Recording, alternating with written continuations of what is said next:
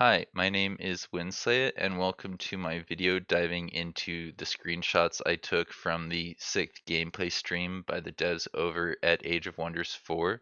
We are just 2 weeks away from Age of Wonders 4 releasing on May 2nd, and I have to say, I'm very happy, very thankful for all of the streams that we've gotten by the devs before the actual release. I think a lot of people, a lot of developers would not show off quite as much in advance, and I think it's very brave, and it shows a lot of confidence in the game, and it makes me even more excited to actually get to play around with the features myself and to see all the other possibilities they haven't teased, because this is a game that's going to have a lot of variability, a lot of things that you can play around with and change in and out to see what you like. It doesn't have to be optimal. It can just make sense from a role play sense. Um, but yeah, let's make sure we cover what I'm going to be talking about in this video before we actually jump into the screenshots. We've got timestamps below, so if you find any of the screenshots that I'm talking about, like maybe a little bit boring and you want to see what else was covered in the stream, you can use the timestamps to try to kind of get an idea of what I'm going to be talking about and to jump to each individual topic.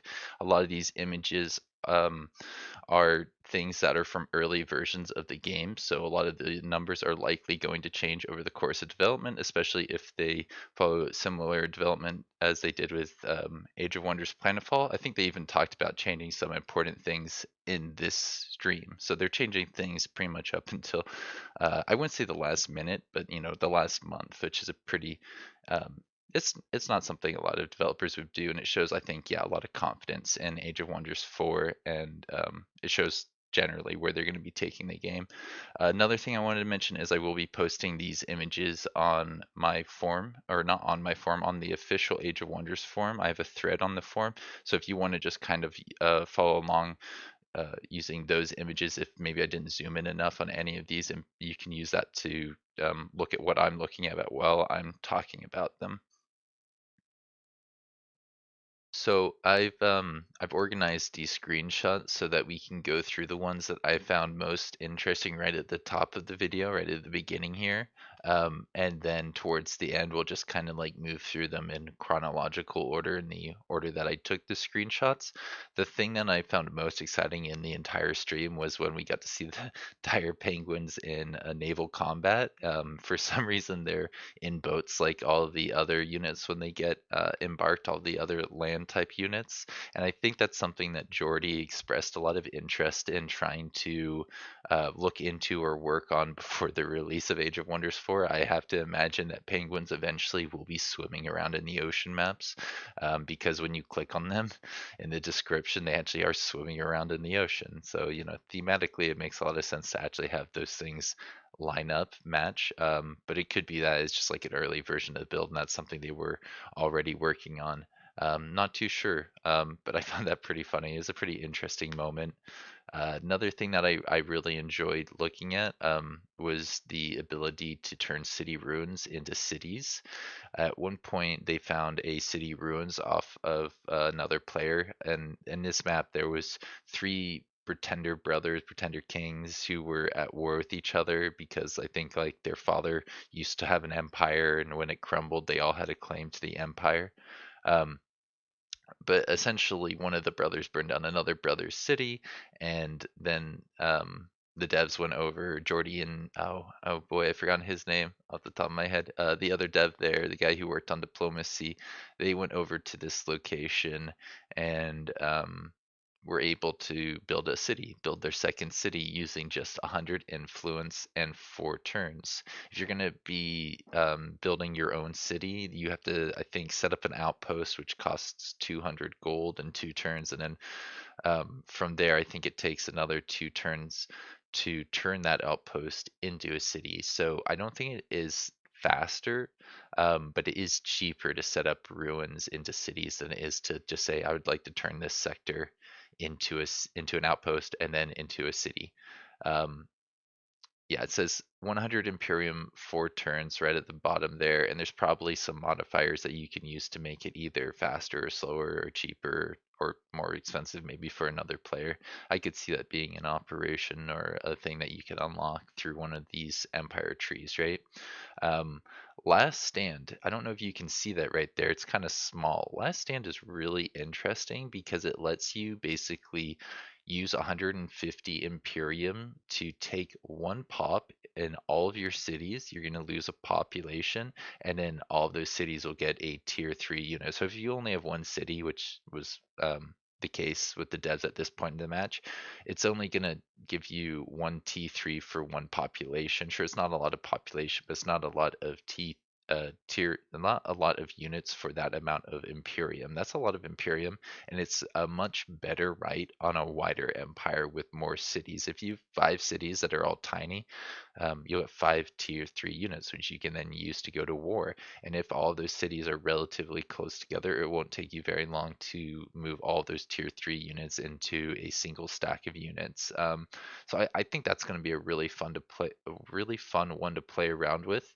It's a general right, which I think means it's repeatable. It's something that you can take over and over and over again, maybe with increasing Imperium costs. I could see that being something like if you save up 450 Imperium or something wild like that, you could use that to set up some kind of ambush on a player who thinks they're going to win a fight, and then all of a sudden you've got 3 more tier 3 units, not just on that city, but all of your cities, and they've overcommitted with lower tier units, and at that point it's just easier to manage the other empire. Um, After that, we start going into some of the things that the feudal culture has to offer. So this unit, the peasant pikeman, he's a polearm and he comes with stand together. Stand together makes it so that this unit inflicts 20% more damage from being next to another unit with stand together. I believe stand together is a feudal civic mechanic.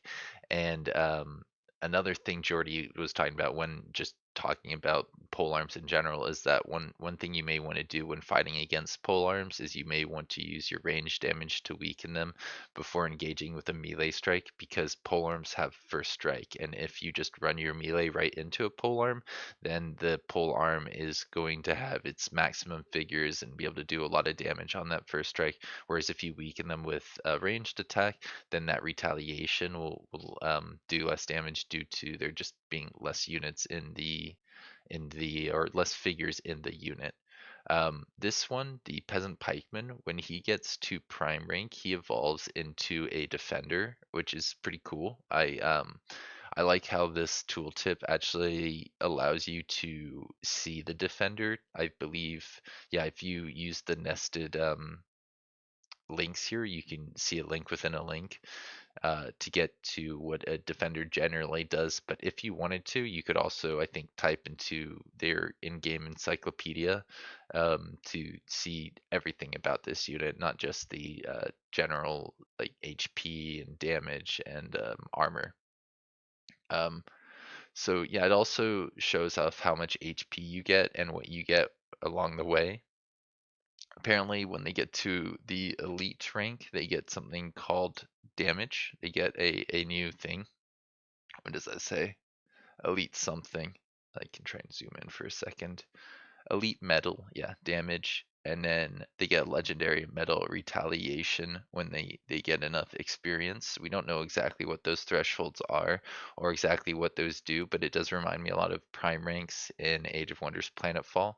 You get 4 HP for the first rank, 4 HP for the second rank, and then the third rank gives you the 4 HP and something else, probably extra damage for this type of unit and something different on other types of units.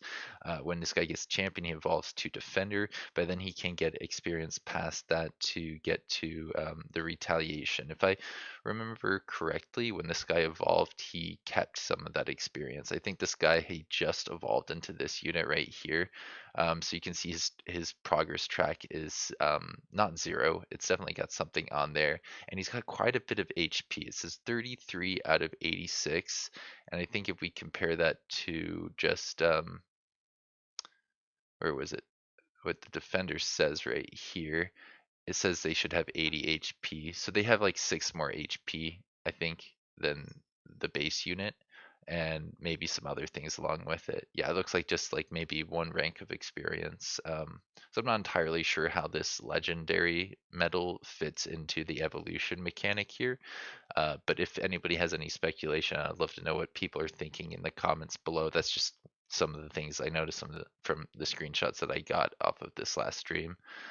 Heavy shield makes it so that this guy gets an extra bit of defense, but if you're flanking him, then you just ignore that extra one defense. Flanking attacks will treat this guy as if he's got 5 armor and 1 resistance. So if you're flanking with magic, I don't think it makes a difference because you just bypass that armor.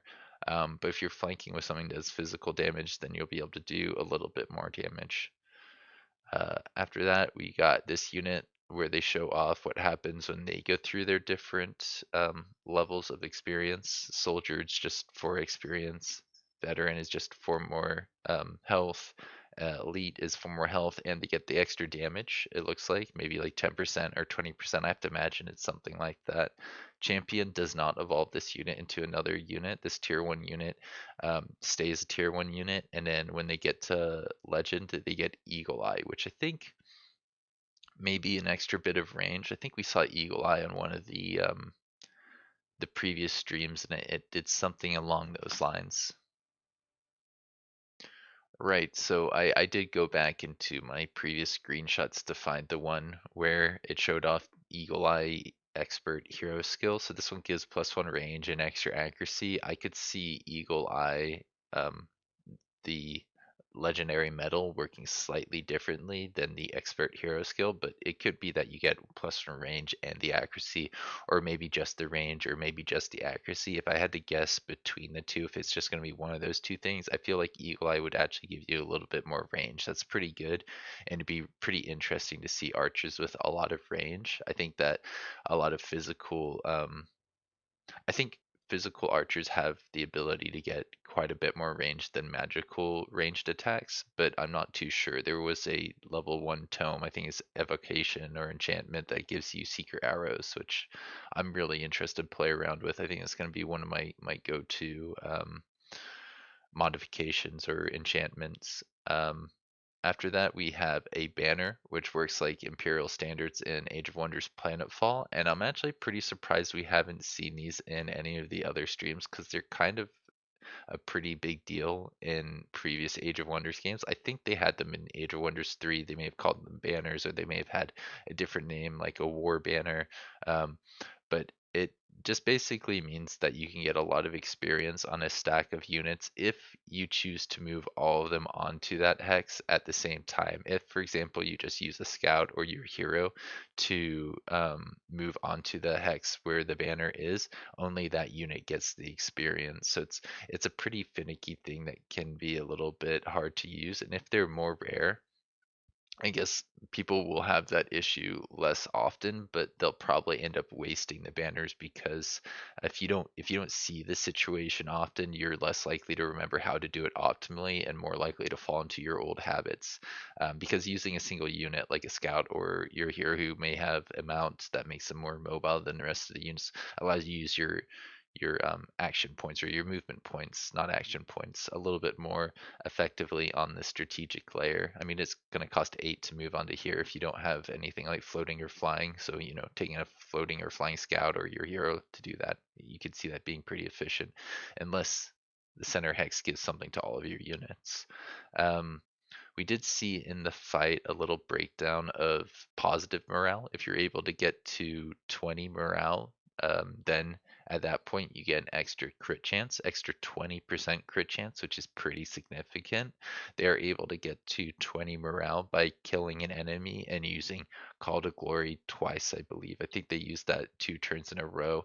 If we look here, we can see that just doing it once gives you +5 morale, and it gives all the units that get the morale strengthened. It applies to units in a 1 hex radius. You can see that as being applied to 1, 2, 3, 4, 5 units out of 7 hexes right there. So it's a pretty good way to boost morale on a lot of units if you cluster a couple groups, a couple units into a group, then you're going to be able to apply this effect to a lot of people and get a lot of crit chance relatively early in the game. Like it's not that hard to get to Call of the Wilds and then to kill a unit to get to that extra crit chance, but there's other ways to get extra morale. It looks like if you get up to 40, you get probably more crit chance and who knows what else. Maybe some other nice things that come along with high morale.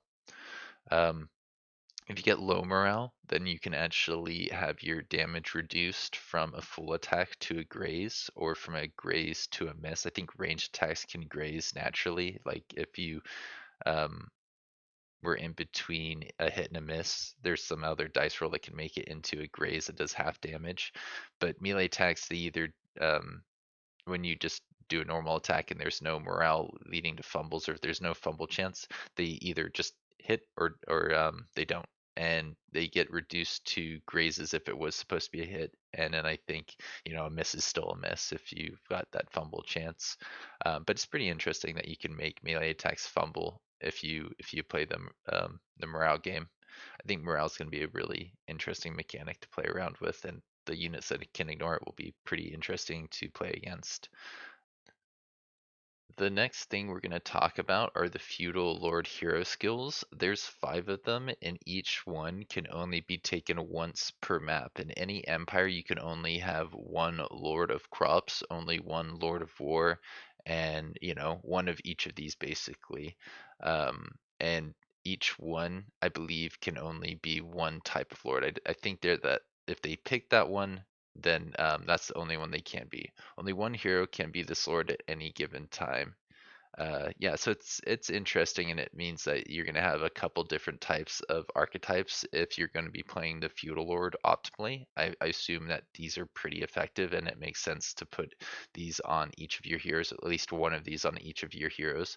The Lord of War is one of the more unique ones. This one makes it so that when your army leader, after winning a combat, units in the army regain 5 hit points and 25% of their movement points. So you can use this to allow your guys to get a lot of movement. If you take a pretty mobile stack and uh, win that fight, then you may be able to use that to get enough movement to engage in another fight, and maybe that would allow you to get enough movement to engage in another fight. And eventually you will run out of movement points, but I think if you combine this with the operation or spell that they talked about previously, I think it's called Forced March, and I think that's a general right that just refreshes your movement points, but makes it so you have less health or ability to gain experience or morale or something along those lines. I think this could combine nicely with that because of the extra healing that you get, and then the extra mobility. Just allows you to lean into that strategy a little bit more. This can be triggered once per world map turn. Okay, actually, see, I missed that until I read that detail. So you can't use it over and over and over again. Only once per world map turn does this effect trigger. That's for both the movement points and the healing. Interesting. I could see that applying to just the movement points, but maybe you getting extra healing every time you win a fight. But it seems like no, those things are kind of tethered together.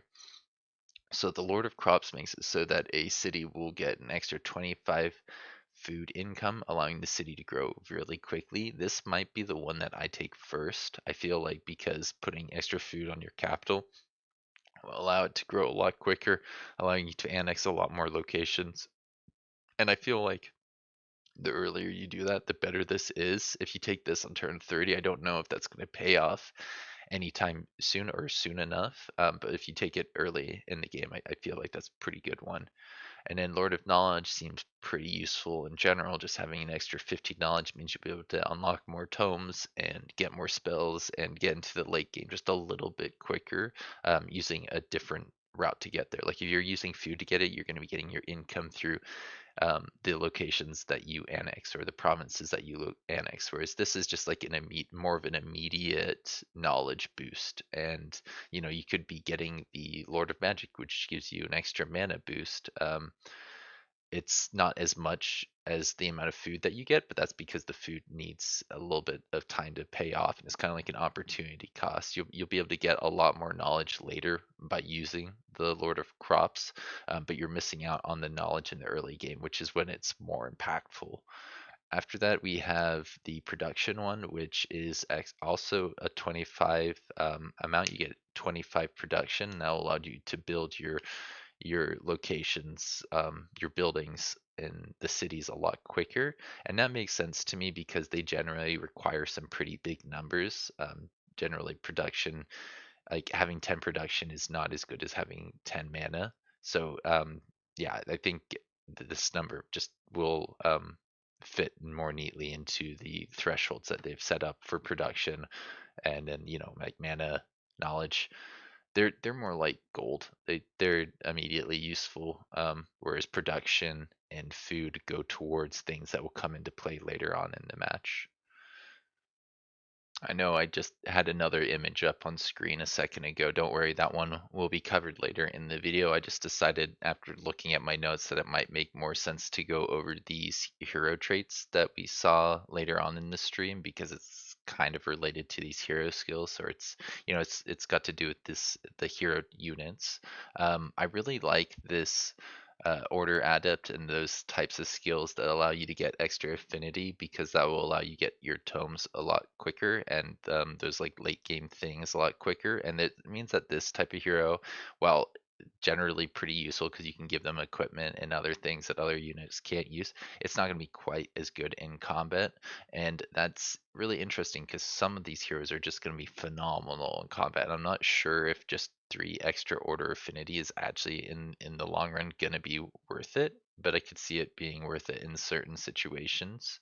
Um, we have this hero here who has both Duelist and Militarist. One is uh, like the order adept thing. I think that's the militarist trait that says when they're an army leader, all shield units, polearm units, shock units get basically an extra bit of defense. They're going to be harder to kill with physical attacks. And then the duelist makes it so that this hero will be able to do more damage against other heroes. They do plus 50% extra damage against other heroes, and they also get +3 defense and resistance against other heroes. So if another hero attacks this unit with a magic attack, they have to deal with 3 more resistance than if it was another unit attacking this hero. And if they use like a physical attack, then they have to deal with 3 more defense. There's no way of getting around it as far as I'm aware. I think you can't bypass both defense and resistance in Age of Wonders 4 unless there's something I'm missing. Maybe like, nah, there's no like magic melee that can bypass kind of like melee psionic in Age of Wonders Planetfall. Um, but yeah, let's also talk about some of the other hero skills, which I don't think we've seen yet. There's this feudal ruler one, which I think is a feudal civic related hero skill. It says that you can get the ability to give what is it? +1 armor to all adjacent units, as well as an extra bit of damage. That's kind of like the standing together mechanic that gives +20% damage, but it also gives some defensive bonuses on top of that. So basically, as a feudal ruler, you want to cluster your units together, a bit like the industrial units. I believe they benefited a lot from adjacency, and there seems to be other factions that benefit a lot from spreading out and being able to apply AoEs in a in against units that are clustered up. So after we have feudal leader, we have inspiring leader. Oh yeah, inspiring leader and feudal ruler. I was gonna say they sound similar because they have the same word. No, and they're. I just think that this one I don't remember seeing. It makes it so that the units have 20% less upkeep, but I could see that being something in general that everybody has access to. I don't know how much I'll end up using that one. It might be worth it if you have a lot of high tier units following this unit around, but if you just got a bunch of tier ones, I don't think I'd get this skill. Um, Undying loyalty will make it so that they get steadfast for 1 turn, and if I remember correctly, I think steadfast was kind of like a feudal type mechanic where the unit won't die for a turn. They kind of go insane or something like that. All right, so that was like the last of the screenshots that I moved to the top of my notes. So we'll just kind of move through the rest of these in chronological order or in the order that I took them. The first one here was when they met Jarl and Voss, and they did hover over the ability to give a threatening welcome for a second. This says that you can make them have -50 relations with your empire, which will make it so they're more likely to want to attack you or create grievances, so that you guys do eventually end up in a situation where you may be at war or competing against each other. And I don't believe this one costs gold. It just makes it so you have maybe more negative alignment, which could be a good thing if you are playing an evil player. Um, because when they met this player, they were in control of that interaction because their scout found the other person's city. They had a little button to see where they met. Um, and I think if like one player met another player using invisible units, they could remain concealed, but that isn't the way things happened here. I think the scout was visible to the other city, so they were just like, okay, we both are aware of each other. We have both officially met each other and started diplomacy. Whereas I think if like you were Shakarn in the water and you're invisible and you came across another player, you could either say, "Hi, it's nice to meet you," and then they could see where you met, or you could just be like, "I'll meet them later when they find me," or at another point when I decide to no longer say, no longer be concealed, basically. After that, we saw the brothers at war. They are already at -325 relations and at war with each other. I think you can get to that this nested menu by going to the bottom right, and a bit like how it says Alliance, Defender, Power, Peace, War on the left. I think they were at war with at least two other players right at the very beginning, or maybe one if they haven't met the other player. I think maybe Jarlan Voss was stuck on the other side of Skogan from the third king, and they didn't meet for a long, long time. I could be remembering it wrong. It's been a little bit since I actually watched the stream, but I know Jarlan Voss and Skogan, they were really fighting quite a lot at the very beginning of the match, getting some pretty high tier units, burning down each other's cities. Pretty interesting to watch what the AI was able to do, um, and as early in the game they were able to accomplish that stuff. The second brother's gift was a waste of gold because of maybe the personality trait. I think they just were like, yeah, no, this is just a form of flattery. I don't like that, you silly diplomat. This guy is a strategist warlord, whereas for Jarlan Voss is an imperial warlord, and that means they're more open to the gifting for whatever reason. I think they had better relationship. It seems interesting that you can't just waste your gold, and that the game doesn't just say, "Hey, you noob, you're throwing your gold away," because I feel like that would be a nice, just like quality of life indication.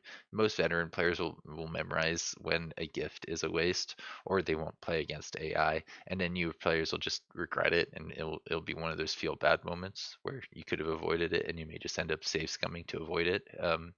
And it reminds me of kind of like the auto combat and manual combat thing that they added the auto combat retry button for. It's a nice thing that eventually I could see Age of Wonders shifting more and more towards. These next few screenshots are based around the personalities of these rulers. Skogan Voss here is driven by war, which means they will not sell or forgive any of their grievances and are more eager to send an answer to a call to war. They're more likely to end up in war situations because they don't forgive grievances the diplomatic way. And if somebody is their ally and says, "Hey, we'd like you to join this war," they're more likely to say yes. They might say no if the situation isn't optimal. If they're like, okay, if I get in this war, I'm just dead, then the AI won't do that.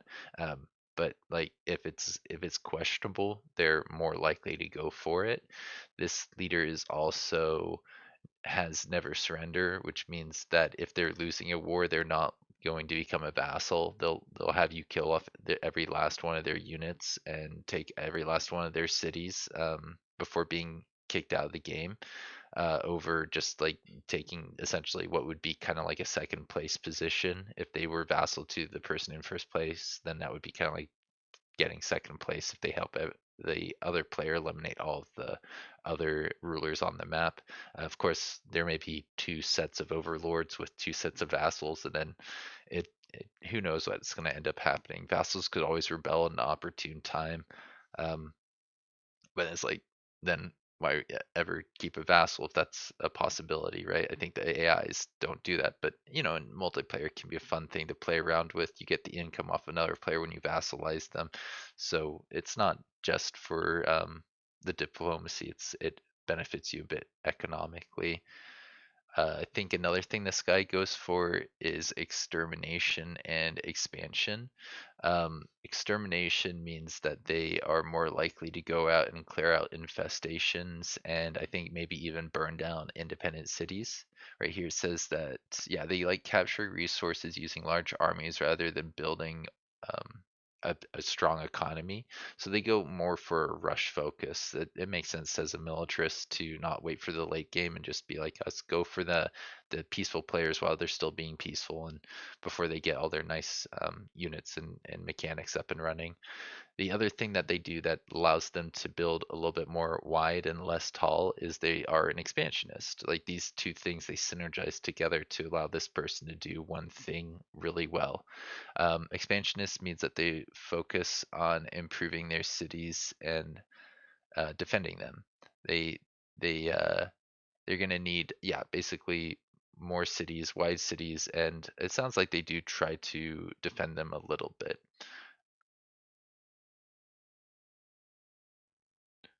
This next screenshot is showing off how you can see the ranking of players pretty easily. If you hover over near where it says Damien Voss, just a little bit underneath that and to the left, there's this little castle looking icon, I think, where it says rankings, overall ranking, military ranking, expansion ranking, magic ranking, and economy ranking. You can see overall Damien, this king, is in first place, but they actually don't have a lot of magic. They're in third out of fourth place in terms of magic, and they've done pretty well in expanding and getting a lot of cities and making a lot of income on those cities. But they have lost some units. One of the other players does have slightly more army strength in general. I think the military ranking is just looking at those numbers that appears at the bottom of each of the stacks saying this is the army strength. Whereas expansion and economy, I think, is a little bit more nuanced than that. Magic might just be looking at your mana income and mana that you have saved up, um, or it could be looking at some of the technologies you've researched. I really liked getting to see the sieges. I thought that we haven't gotten to see much from them, so it was neat to just get a little bit more information on what this screen's going to look like in the stream. It says here that basically the person who's sieging has siege projects available to them on the left. They have like 10 fortification and maybe I think that's like 750 army power, whereas the defenders have 20 fortification points, and that I think is how many turns they can hold out basically, or if that 10 gets applied against the 20, and that's how you get to the 2 turns until breach, I believe. And then the army strength that they'll have once it's breached is 358. I'm not sure if that's coming from militia or if that's coming from units that are have been built there. It's interesting. I want to know more about it. And in this screenshot, I got this from the video that came out yesterday. I guess today as I'm recording it, but yesterday if you're watching this video on my YouTube channel, that on the day that it comes out, basically got to see a little bit more of what the siege projects look like in a different setting. So you got to either use mana or gold, or I think some of those resources on the left there to make it a little bit easier for the siege, or so make it easier once you get into the fight. The 50 mana will make it so that you get 6 Warhound units at the until the end of the battle. So it's quite a bit of units that can allow you to um, that can allow a few units to wage a siege pretty effectively. Being able to call in 6 more units means like a hero and a few other units can probably take out another person's city pretty early on in the match, and then even later on having another 6 units on the field is pretty good in terms of action points. You always want to have more action points in a fight, so having more units will be one way to get there. And then these other things are cool, they're interesting. You can get onagers, which will allow you to, like, I think, attack from further away. It's pretty expensive, it costs 250 gold, but it probably will make it a lot easier to take the city. It's interesting because you're gonna have to weigh the options. Like, is this actually worth the gold, or is it um is it a waste? Could be using the gold more efficiently on building units elsewhere for, like, I don't know, maybe defending my own cities or on other events that require gold to get special things like gear or heroes or who knows what else. So this screenshot shows off basically a little bit more about the trade value you see under the tooltip where it says trade offer. It says you give 50 gold, which is a trade value of 50.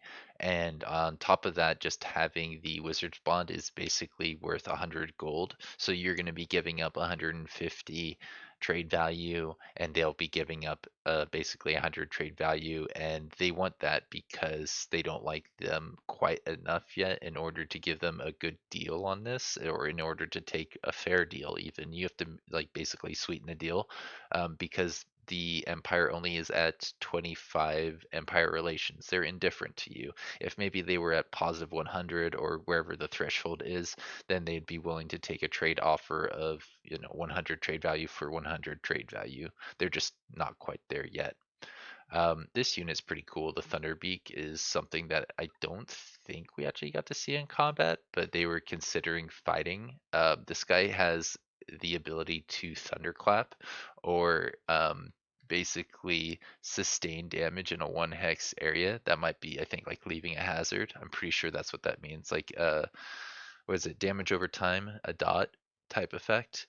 And then their units are also displaced by one hex. They move randomly to one of the hexes around from where they started. That can be really bad if you're playing like Feudal, and adjacency is super important in defensive mode. Maybe less so for when you're attacking, because you'll be able to reposition before you actually end up doing your attacks.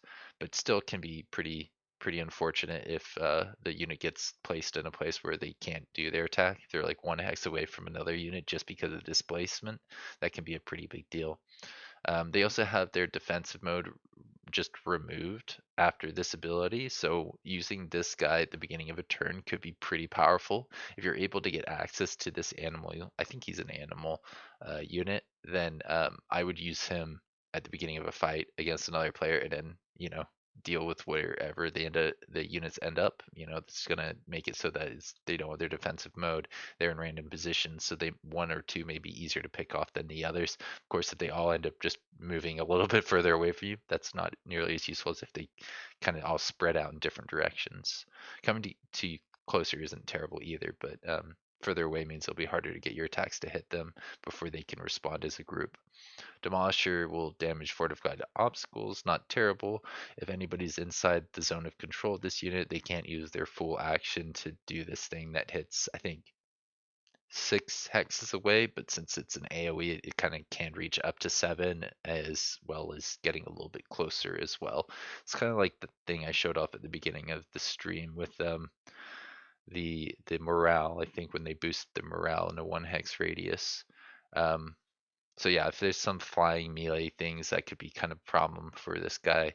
I think there are quite a bit of flying melee units, or if they have melee, or if they have range, they may have some form of melee on top of it. This guy looks like he is all ranged attacks. He's got like lightning bolts and this thunderclap, which is cool. I like that. I don't know how many flying units are going to be 100% range, but that seems like a fun one.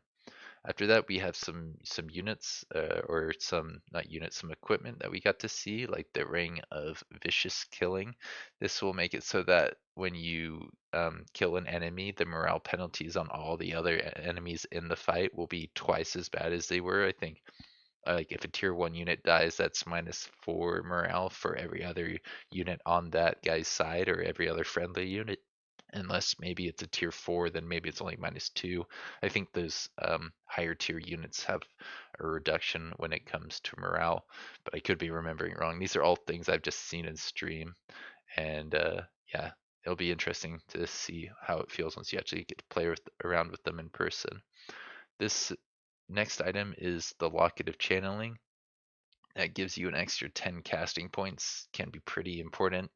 Casting points are pretty hard to come by until they're not. Sometimes you're just swimming in them and you don't you never use all of them, but at the beginning of a match, I could see this being pretty useful. If that allows you to kill a unit before he can kill one of your units, that's a big deal. Especially, if you need that unit for another fight soon. Items, items, items. We also have leather armor, like one of the most basic ones. That one's worth 14 gold, it looks like. You can just sell that for 14 gold. And yeah, this one also is worth 14 gold, but I think the Vicious Killer is slightly better than just having more defense. I mean, defense is more versatile, it's more easy to use, but I think the morale penalty could be pretty interesting. Um, right, the Barbed Shield will make it so that you get 3 defense against non-flanking attacks. It reminds me of the other shield, but this one, or I think the defender has +1 armor unless it's getting flanked. So this is just a way to apply that type of mechanic to a hero through an item. And they also will make it so that their attacks, their melee attacks, if you get attacked by somebody who is using a melee attack, there is a chance that they're going to start bleeding. Basically, there's something sharp on the shield, so when they hit it, it cuts them up a little bit. Or when they try to hit you, that you are able to cut them up with the shield, or at least you have a 30% chance of doing that. This next one I almost took out of my notes because we got more of a look at this later on, but I was pretty excited when we first got to see a city raised by an AI ruler. This is what it looks like on the strategic map if you zoom out a little bit. So keeping an eye out for those icons is something that I'm probably going to be doing pretty regularly. It will probably be pretty obvious when a city burns down if you've scouted out the areas, but if you're scouting out after the city's been burned down, it could be something that you miss if you don't know what the icons look like. But yeah, if you, as you can imagine, if like Ilsildur's border disappeared, this little purple thing, I would recognize it. I'd be like, there used to be something over there. It's pretty easy to see the border, so when they disappear, you will notice that. Over time, they mentioned that alignment shifts towards neutral if you are evil, but if you're good, it doesn't shift down. And I think that that is a way for good players to be able to continue benefiting from good alignment. But there's also uh, it's got a way for people who have made evil decisions to shift towards neutral without having to make good decisions. Like if they make some evil decision on turn 5 that isn't gonna penalize them for the rest of the game up until like turn 80. They can kind of like turn their alignment around without actions, but rather just by letting things shift over time. We don't actually get to see that in action. It's just something that the developers mentioned. They're The next thing they went into a lot of detail with is the stability here and the bonuses you get from stability. It looks like once you get to 40 out of 79 stability, you get an extra 10% production, draft, and food income. So if you don't have much production, draft, or food income, this doesn't benefit you much. And it might even be worth getting some negative stability because I have to imagine they affect the same resources. Um, but there are some other things that interact with stability to give you some other benefits. For example, there's a feudal building right here, the Covenant, which will give you an extra 5 mana and an extra 5 knowledge for every city stability level above the unstable one. And I think for orderly, that's 3 levels above unstable. Yeah, 1 above would be neutral, 2 above would be stable, and then 3 above would be orderly. So they get an extra 15 mana and knowledge every turn just from having stability. And that's quite significant. Based on the numbers that I've seen, that's a pretty good amount of knowledge and mana for 250 production, 100 gold in your city center. Um, After that, we have Restoration can resurrect dead units. So this is a signature skill that we haven't seen previously and is quite a good one. This says that it will heal a friendly unit for 40 temporary hit points. I like how they changed the color to green. It almost looks like poison, but I think that that makes sense based on the icons they've been using for temporary hit points. And it dispels all negative stats effects. Pretty good, actually. The dispelling is nice. It only targets 1 unit, but you can use this to revive a unit with 60% of its total hit points. I believe those would be temporary hit points, except for one of them. They'd have like 1 real hit point, so like after the fight, they don't just disappear. They don't just have 0 hit points. But it'll take a while for them in order to heal up to maximum fighting efficiency. All right. Next, we have some screenshots that have to do with quests. This is one that you get from the special realm trait, the Pretender Kings trait, where you have the three brothers that I talked about previously. This basically is saying, like, if you beat them, then you win the match, and if there's other people um, on the map, if there's like say a fifth or sixth player that you're competing with in order to defeat these guys, I think if you're the one who defeats them, then it starts a countdown of 10 turns. I believe that's what they said. So it's interesting that you have these, and that is something that's very similar to the Empire mode in Age of Wonders Planetfall. I believe that if you took out three people from an alliance or relatives or something like that, then it would start a similar countdown type situation. I like it. It reminds me of Doomsday, but it's a little bit more unique and will make each map have its own personality or feel like it's got a little bit more personality. This unit design I love. It's so cool looking. I think it's called a Skald, right? It looks like a jester to me. Um, but basically, I think we have seen something like this before where they do an affinity check. If you've got a lot of order, this will be a really bad event for you. It's funny. It's almost like because they had a lot of order, they got this event, and in the other one, because they had a lot of astral affinity, they had the astral affinity event. But that could just be a coincidence. That's a pretty big coincidence if that is the case. I'm almost I'm starting to become convinced that maybe that the likelihood of you seeing certain affinity checks like this or crises like this is related to what you have, which would be kind of cool, kind of interesting, because that means that you can kind of like create or incentivize certain events using your affinities by taking, I don't know, certain tomes or certain rulers, um, like the orderly person that we saw earlier with the hero traits. But yeah, if you take that, you get a Skald unit. Skald units are pretty interesting because they can give friendly units 2 strengthened and 2 fortune. I think fortune is kind of like morale. Strengthened is, I believe, more damage, at least physical damage. And then there's the other one, Song of Revelry. Um, which I don't think I got a screenshot of. But we also do get to know a little bit about their attack. These guys have a single magic attack, which causes insanity. Massive. That's so big. Like that's yeah. That out of all the things here, um, I'm happy that we got this screenshot on Heat of the Revel over Song of Revelry. I'd much rather know that this unit can cause insanity. All of a sudden, that makes this option so much more tempting. It's like, okay, maybe I'll lose 187 mana and the stability in all my cities, but as you saw earlier with the city building, that means you won't get as much mana or uh, what is it, research income. So it's a pretty big decision to make just for a single unit. It's not a bad unit. It comes with it's a tier 3, comes with 90 health, 4 armor, 4 resistance. Overall, pretty good. I would maybe even do this even for the if it caused a crisis.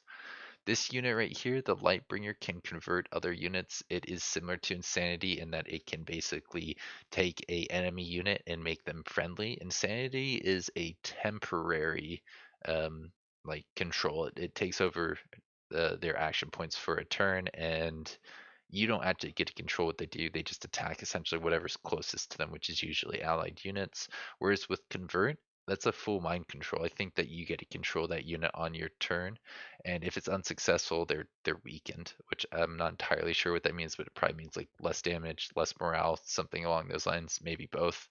Um, but yeah, I think there's ways to dispel those types of mind controls so they're not as good as Insanity in some regards, because Insanity, they act before the other person's turn, doing a lot of damage. Whereas, if you mind control somebody, then they're going to have a turn to dispel that mind control, and then the unit might not attack their own units. It just led to them wasting some action points getting the guy back under their own control.